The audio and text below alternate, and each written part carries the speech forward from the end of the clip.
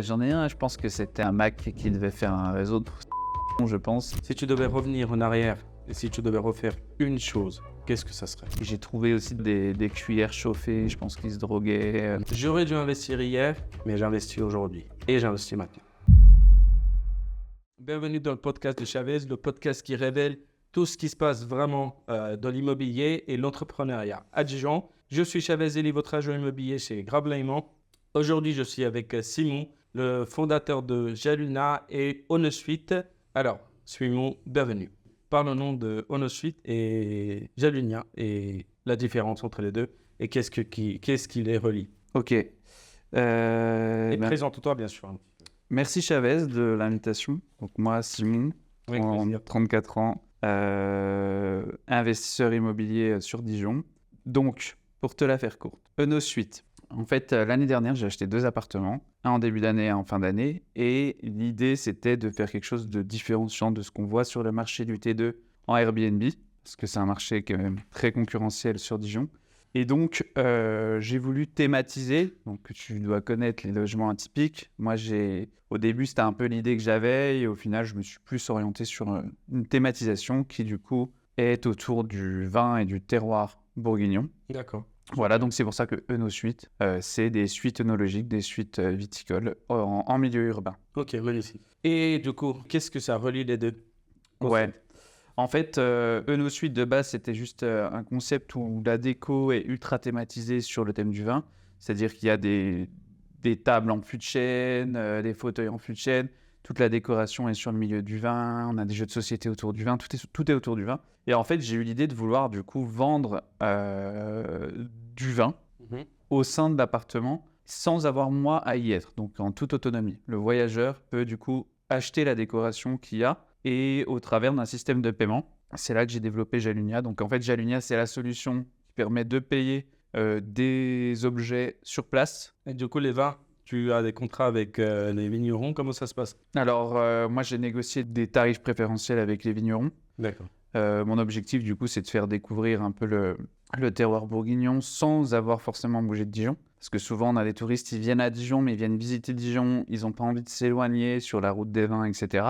Et en fait, à HonoSuite, ils trouvent du coup un logement urbain et dans lequel ils peuvent aussi goûter un peu, tu vois, du vin, mais pas que, il y a aussi Il y a des justement, souvenirs. il n'y a Ouais. pas que du vin. Non. Il y a aussi des produits. Du terroir, en fait, et des produits artisanaux faits à base de produits du terroir. Par exemple, on vend des bougies. On a un partenaire qui s'appelle Boenco qui a créé du coup des bougies à partir d'anciennes bouteilles de vin. D'accord. Donc elles sont recyclées, sont découpées et en fait remplies avec de la cire naturelle et de la cire végétale. Et en fait, c'est des parfums chardonnay, pinot noir, etc. Du coup, emblématiques de la Bourgogne. Ok, super. Voilà. Sincèrement, c'est bon. Ce parcours-là doit être très compliqué. Il y a eu certainement un moment où tu as voulu tout lâcher. Est-ce qu'il y a un moment où tu as failli tout lâcher? Oui, bah, comme tu sais, les mots toujours assez compliqués. Premier appartement, j'ai eu on va dire, au moment de la négociation du prix, tu vois, il y avait une DP qui n'avait pas été faite sur les fenêtres, etc. Au final, ça a été bénéfique pour moi parce que j'ai pu renégocier le prix derrière, mais je t'avoue que c'était un moment quand même complexe où je me suis dit, est-ce que vraiment j'ai envie d'aller au bout? Tu vois, c'était assez... on sentait que c'était compliqué, les relations avec vendeurs, acheteurs, etc.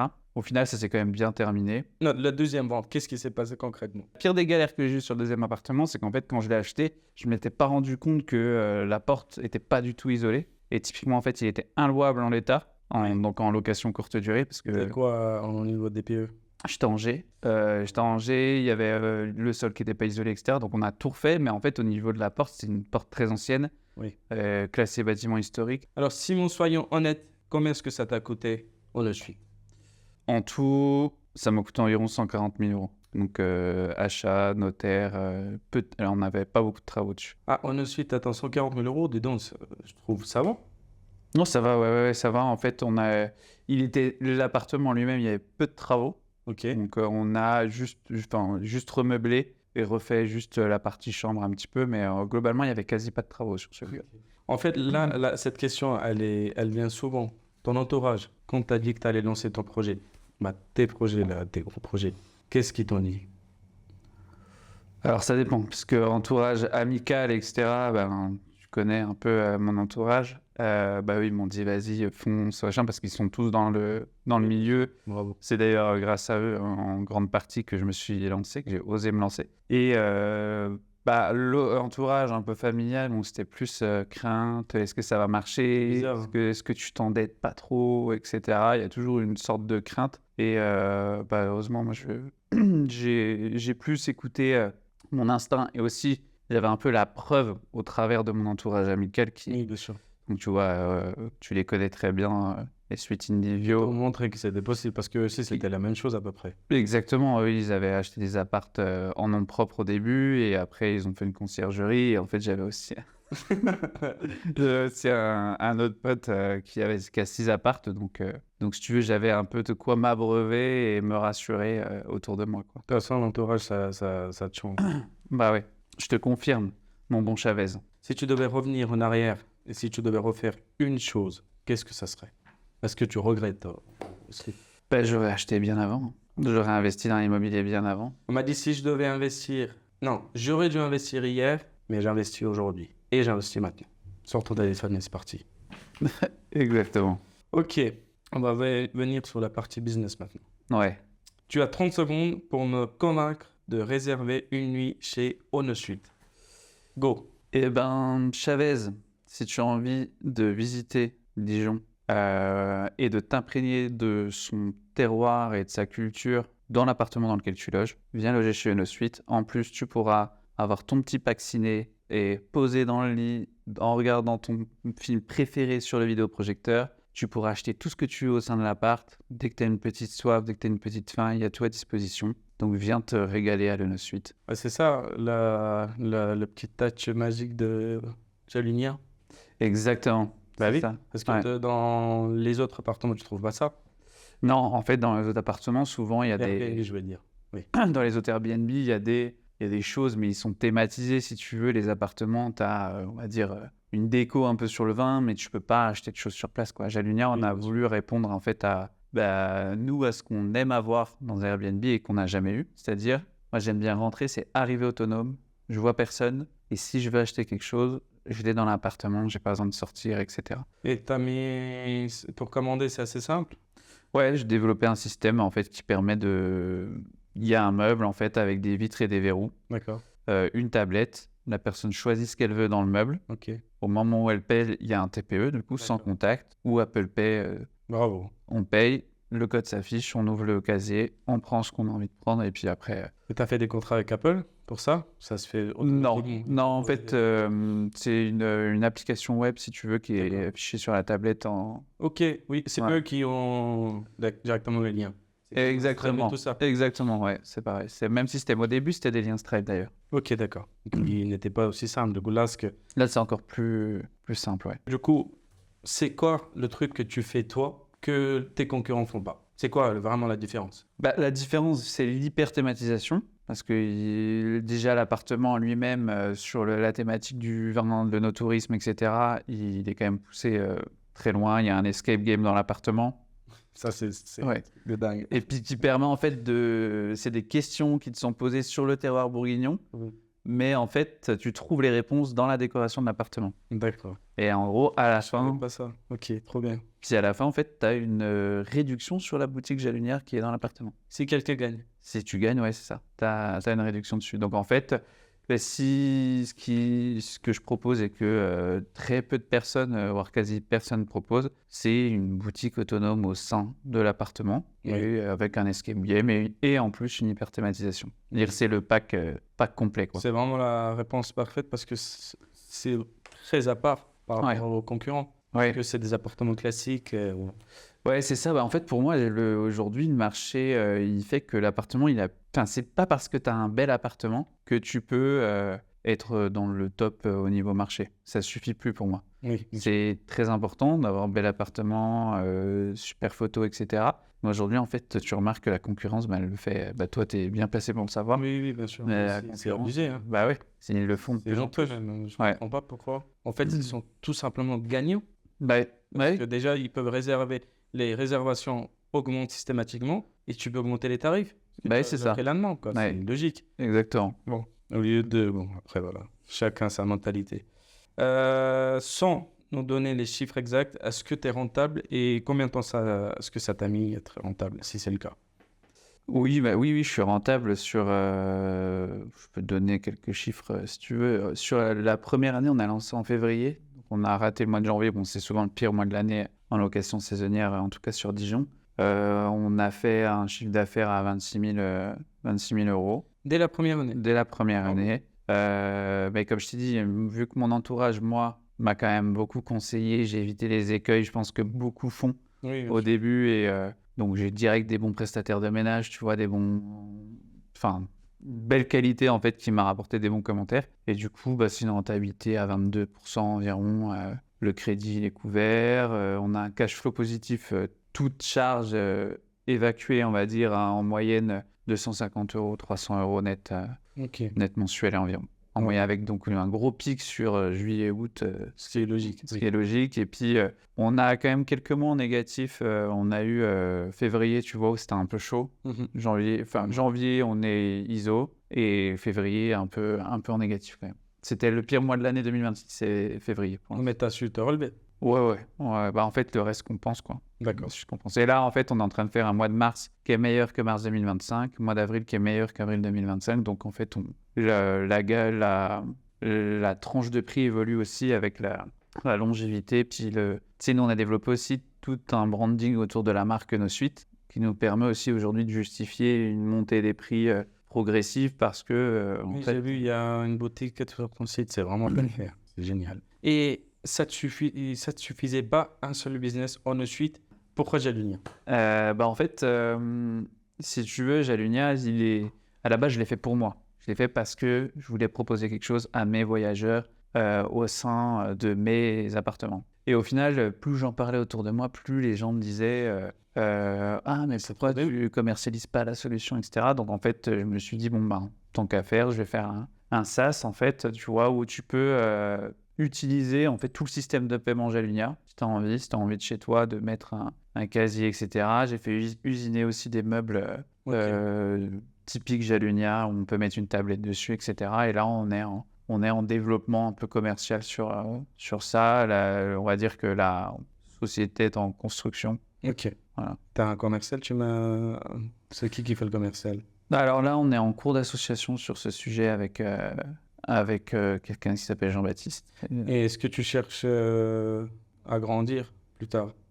Ouais, pourquoi pas, ouais, tu sais, moi, Ça peut aller vite, hein. ça peut aller très vite. Ça peut aller Oui, très vite. sincèrement. Ouais, du coup, tu es ouvert.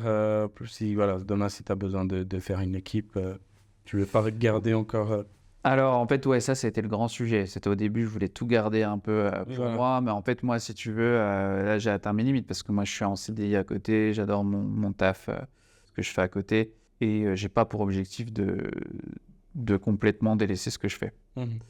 Enfin, même pas du tout délaisser ce que je fais. Donc, en fait, aujourd'hui, pour développer commercialement Jalunia, T'es obligé. tout seul, je peux pas. Donc Oui. là, en fait, si là pour l'instant, ça végète un peu.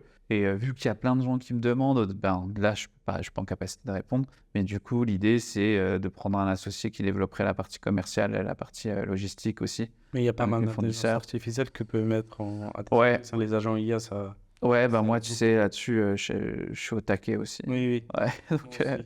ouais, toi aussi, je Ça sais. aide énormément. Ouais. Les gens adorent cette question. C'est quoi l'histoire client la plus dingue que t'as vécue? Ouais, il y en a eu quelques-unes après. Donc, dingue dans le sens. J'en ai eu un. La plus dingue, la pire. La pire, Oui. j'en ai un, je pense que c'était un Mac, tu vois, un Mac qui devait faire un réseau de prostitution, je pense. Ça a duré peut-être. Il y a eu 2 nuits au tout début quand j'ai lancé comme ça. Et en fait, ils réservaient tous les soirs en dernière minute. C'était au tout début, donc on se lançait. On avait peu de réservations au début. Et en fait, du coup, ils réservaient à 23h30. Donc, Oui, donc, carrément. les apparts sont prêts, nous, directement, parce que les équipes de ménage passent entre 11 et 16. Mhm. Mais en gros, et là, à l'époque, en fait, moi, je venais faire le ménage en plus. Donc, en fait, je suis revenu plusieurs fois et je retrouvais l'appart avec le canapé à moitié au milieu du salon, le lit au milieu du salon, pas d'effet. Et j'ai trouvé aussi tu vois, des cuillères chauffées, je pense qu'ils se droguaient. Enfin, Mhm. c'était un peu sale, quoi. Et après, il y en a un autre qui m'a arraché la tringle à rideau aussi, je pense, dans une nuit un peu sauvage, quoi. Nous, on a connu dans l'immobilier, on avait appartement en vente, un couple, ou je sais pas si c'était un couple, voilà, il y a les clients qui ont réservé, vandalisé tout l'appartement avec des coups de couteau partout. Ils ont tout cassé, de A à Z. C'était récent, ça, non? Oui, il y a pas très longtemps. Ah, je crois que j'avais vu, c'était passé, je crois, sur les réseaux, non? Oui, ils ont peut-être mis sur les réseaux, mais c'était un des appartements qu'on avait en vente. J'ai jamais vu ça. C'était pas avec un jacuzzi et tout, non? Si, c'est C'était exactement. celui-là avec ils ont trouvé des ballons de protoxyde d'azote un peu partout et tout, non? Oui, mais pourquoi ils ont fait ça? Ah, mais les gens, ils sont cinglés. Pourquoi? C'est quoi l'intérêt de faire ça? Ouais, du coup, selon toi qui investis pas mal sur Dijon et qui a bien sûr d'autres projets, est-ce que tu trouves que Dijon, c'est encore possible de faire des bonnes affaires aujourd'hui ou c'est devenu trop cher? C'est encore possible en fait, mais c'est beaucoup moins simple qu'à l'époque. D'accord. Aujourd'hui, tu peux, comme moi, la preuve, j'en ai fait une l'année dernière alors que les taux étaient élevés, etc.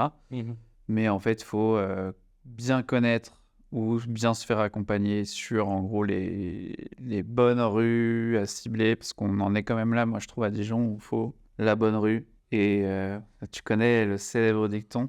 Le dicton, oui. Vas-y, j'aimerais bien que tu me la racontes toi-même. Alors, il y a une fois, je suis tombé sur un gars. Donc, ce qui paraît, c'est un magnat de l'immobilier corse. D'accord. Et ouais. Et en fait, ce mec, il parlait un peu bizarrement, tu vois. Il est un peu.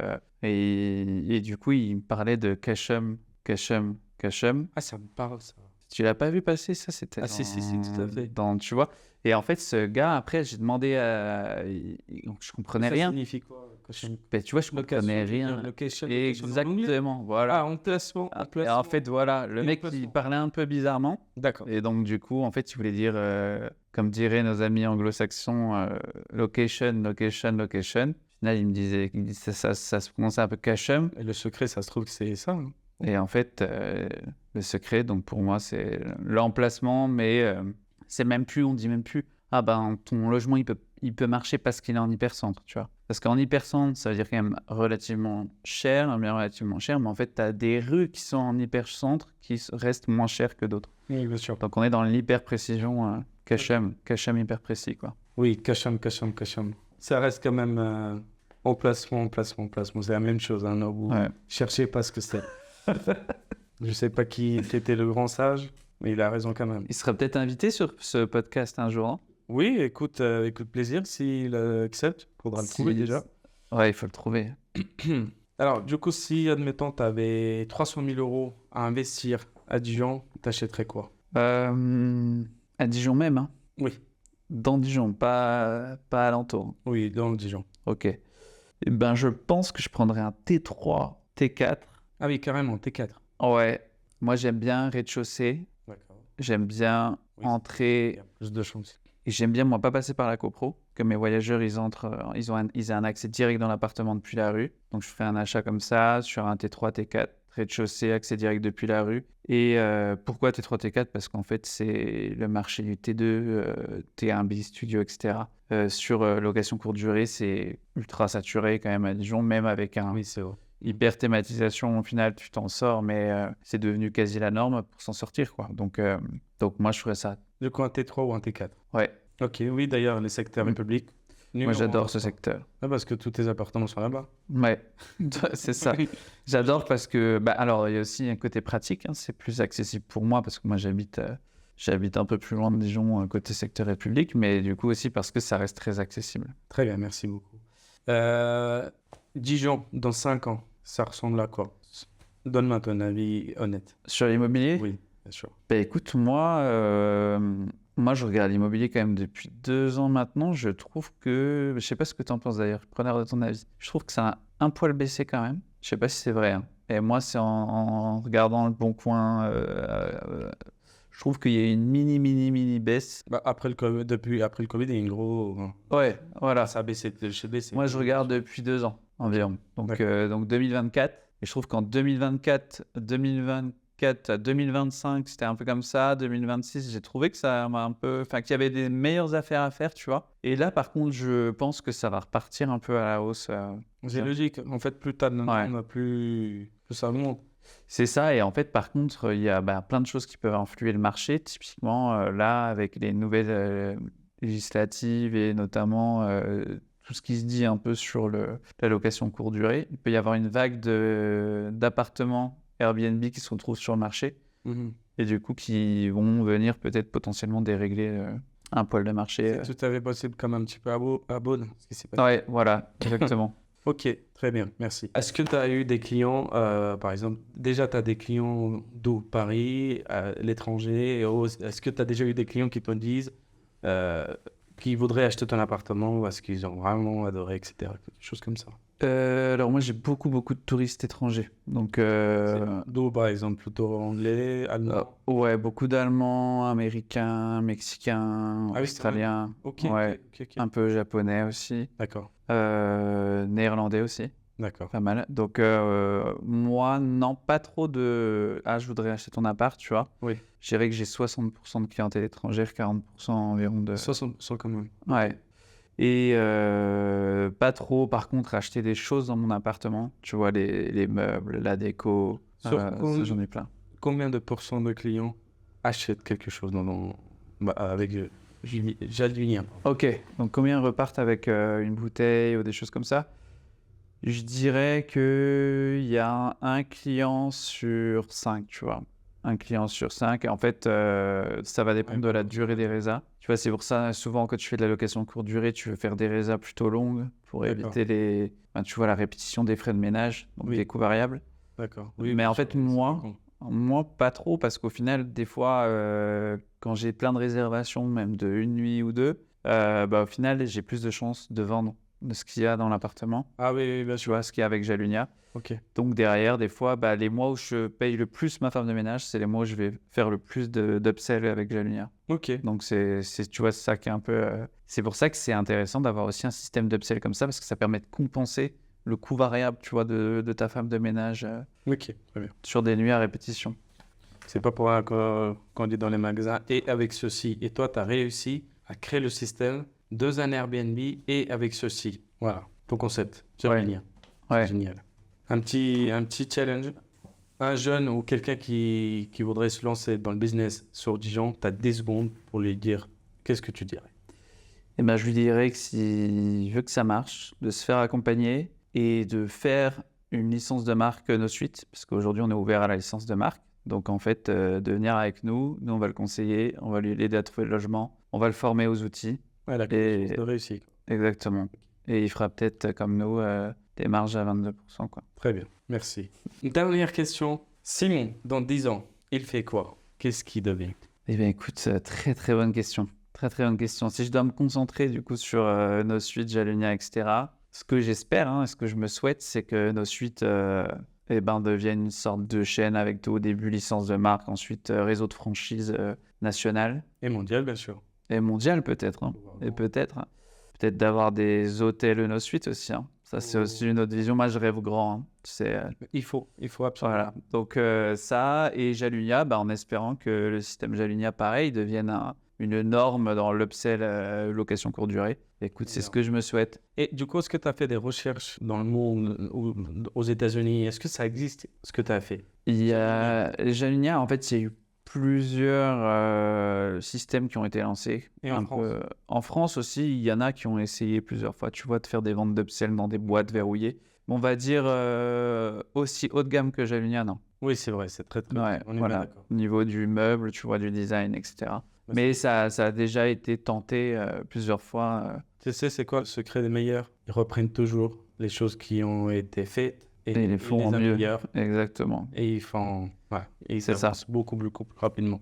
C'est pas pour rien qu'on dit il faut pas réinventer la roue, il faut la reprendre, la améliorer. C'est ça. Bon, écoute Simon, merci beaucoup pour ton expérience, tes conseils. J'espère que si quelqu'un veut se lancer dans l'investissement locatif, que vous voulez faire un Airbnb, je pense que Simon, c'est quelqu'un qui pourrait vraiment vous conseiller. Il a été entouré des gens qui l'ont vraiment aidé. Et maintenant, c'est à votre tour de vous entourer des gens qui sont capables d'arriver comme il l'a fait et qui sont... Voilà, qui ont montré. N'hésitez surtout pas à lui poser les questions directement dans les commentaires. Et moi, dans l'immobilier, si vous avez besoin de quoi que ce soit, je suis là. Merci infiniment. Merci Simon. De rien, Chavez. Ciao. À bientôt.